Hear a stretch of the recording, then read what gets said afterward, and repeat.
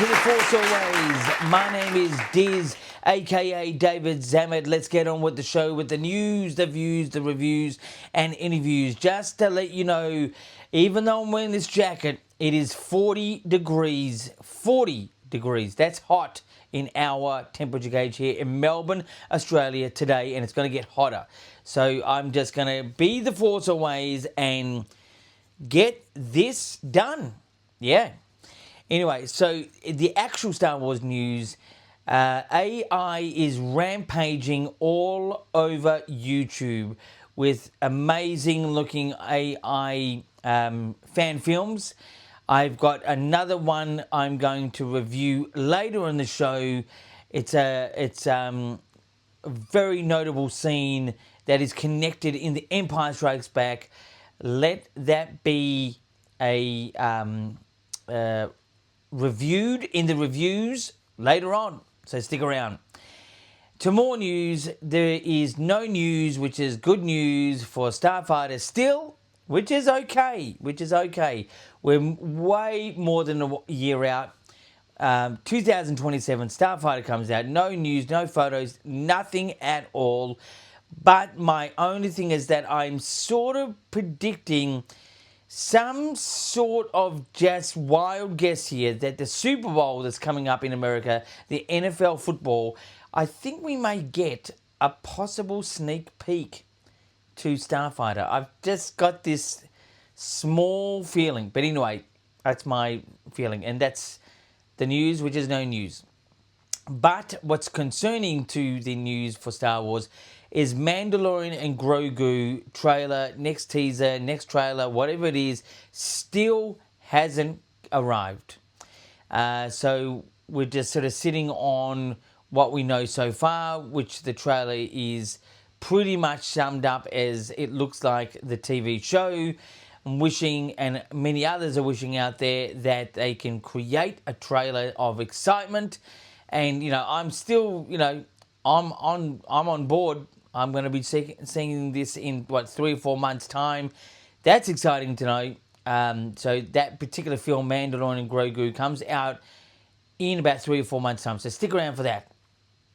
Anyway, that is pretty much the news at this time. Let's get on with the views. Views is my story idea. I accept the story for what it is. That's Star Wars, how we've got it in canon from the start to finish. Just pretty much that's it. I accept it. Not that I love every single moment, but I do get into it, even in the points where it's not that good. It's just interesting how it's worked out. But anyway, my story ideas this time around, as we've got Darth Maul, or Maul now, coming out with Shadow Lord in the TV series coming in April. That's April 6th. It's an animated series. We had the trailer yesterday, or teaser, whatever they want to call it. Now, my story idea is a rectification on a story that has been presented. Still, I accept the story for what it is. I accept the story for what it is. But my version of events is that the only part of Darth Maul's death, which is in Phantom Menace, he technically got cut in half and fell down another well, one of those famous Star Wars wells. I just don't know if the cutting in half was that dramatic, because I cannot remember it to be that dramatic. All I remember him is being cut, falling down a well, and that was it. The whole cutting off was not that devastating as an image, and it's not that remembered. It's more that he just got killed and fell down a well. I personally think the cutting him in half was the only mistake for him actually coming back. Yes, he was reborn. His hatred swelled in him to keep himself alive, to then have revenge, because he's all about revenge, and this time it was for Obi-Wan Kenobi. I think the only part that I would have done was cut him in half. I would have had him, sort of just struck by the sword, fell down the well, and then if you're going to recreate his life. So then it would have made a bit more sense, because I thought the spider legs that he got first off was sort of a little bit, it suits his character, but it just was a bit over the top, in my opinion. But anyway, I would have just not had him cut in half, struck by the sword, the lightsaber sword, and the laser sword, you could say, and just left it as that for him to come back at another time. For example, another story idea that I have is I think Mace Windu could have survived that fall he got from the Emperor in Revenge of the Sith. That would make some sort of sense, because he would have maybe landed with his Jedi sort of landing skills, as Jedi was, renowned for landing and jumping quite big leaps and big sort of big landings. So that could be possible there. But going back to Maul, I just would not have cut him in half. I would have just had him struck by the saber to be reborn again. That's what I would have done. But again, I accept the story for what it is and where it's been taken with Maul. Anyway, speaking of which, I'm really excited for that series. It's coming out April 6th. Maul, Shadow Lord. That was the views for this time around. Let's now get into the reviews. Reviews is about an AI film. Now, let me just try and get this up. An AI film. It was... Let me look this up. I'm just going to... I'm rocking not a Google this time, but a YouTube. And I'm just going to quickly do this now. YouTube, AI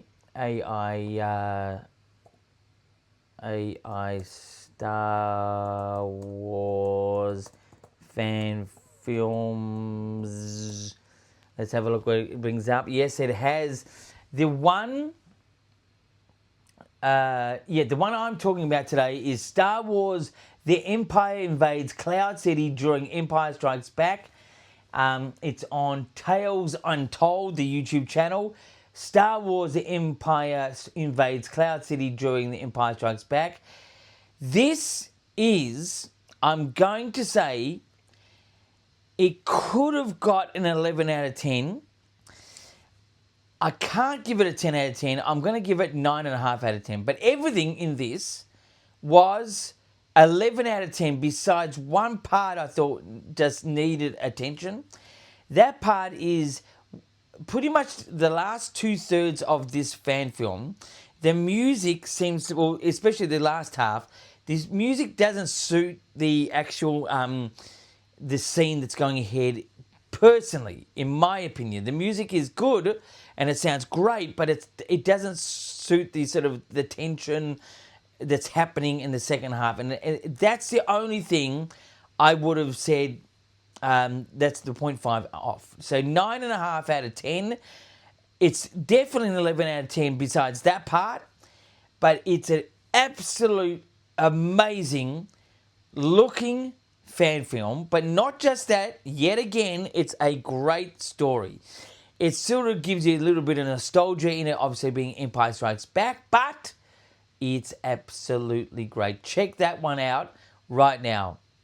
Anyway, so, AI, Star Wars AI is making big moves. Yep. Anyway, so that is my review for this time around. Let's get into now the, the interviews. And interviews is usually my comments that I get on my comment section on the YouTube channel. I don't have an Instagram. I don't have an X or Twitter regarding this channel, but I will probably get that eventually. Personally, I think the last video, if you're going to send in a comment or question or something like this, do it then. I'm not Mr. Trivia, so I'll do the best I can in answering it. But, and so the questions usually are dominated by a guy named Michael from Werribee South. He was actually the guy that put me onto that particular AI video after I knew about it, but he is getting onto this thing. He's not a Star Wars fan, but he's becoming a strong Star Wars fan, I'll tell you that. But anyway, Michael from Werribee South, which is a part of Melbourne, on the other side of the bridge for good reason. His first question: why did Darth Maul fight so briefly with Obi-Wan in Rebels? Firstly, a mistake. He's not Darth Maul at that stage. He is Maul. He'd left the whole Sith order and became not a Darth. To become a Darth, you've got to be a Sith. But was so briefly. I think it was just more an artistic choice from the writer and the director for that type of thing happening. But it was more about the strategy of Obi-Wan knowing how he moves and just getting the job very swiftly, calmly done. And he did it. It was because he was, at that point, Obi-Wan was protecting Luke Skywalker, which was a child. And Maul got wind of this, and that could have caused a big problem for Luke Skywalker and or Obi-Wan Kenobi and or even the Jedi Order. Anyway, so that is why it was so brief. It was more sort of to protect Luke Skywalker, essentially, and let's get this job done swiftly. Anyway, the next question Michael from Where We South has is, how did Darth Maul survive being cut in half on Naboo? Well, his hatred fueled his being alive. It fueled him. Hatred and revenge for Obi-Wan Kenobi when he saw him next is what kept him alive. Just to answer that question, really straightforward. There you go, Michael from Where We South. The next question from Michael from Where We South is, what is the new Maul Shadow Lord series about? Roughly, it's going to be about the underworld and him knowing what the Emperor was or is doing, sort of the inside facts, sort of being on the dark side, but also being sort of good in a way, informing what the whole universe is going to and galaxy is going to go through. Since Sidious, Darth Sidious, and now Darth Vader are going to rule or are ruling the actual galaxy and the mayhem and all that. But it's going to be essentially about the underworld criminal activities that Maul goes through with other syndicates around, and I think it's going to be a great sort of feel of a show. It's going to be sort of like a crime drama, weekly, animated, Maul. Anyway, so the next question Michael from Where We South has, can you believe it? What is Maul's connection to Crimson Dawn and Kira? Crimson Dawn is a crime syndicate, and Kira was sort of like an apprentice that we saw in Solo, a Star Wars story, sort of like an apprentice to Maul. She was definitely working for him. In what capacity? I don't know if it's an apprentice. I maybe think it's an apprentice. I cannot absolutely remember, but I'm sure it was not an apprentice. If not, definitely his, sort of personal assistant. Anyway, next question is, who raised Darth Maul? Essentially, it was the Emperor, Darth Sidious, known as also Palpatine, Sheev Palpatine, that's his whole name. He was pretty much raised by him because Sheev Palpatine did kidnap him from Dathomir, a planet Dathomir, kidnapped him from his own parents and sort of molded him to be an absolute weapon.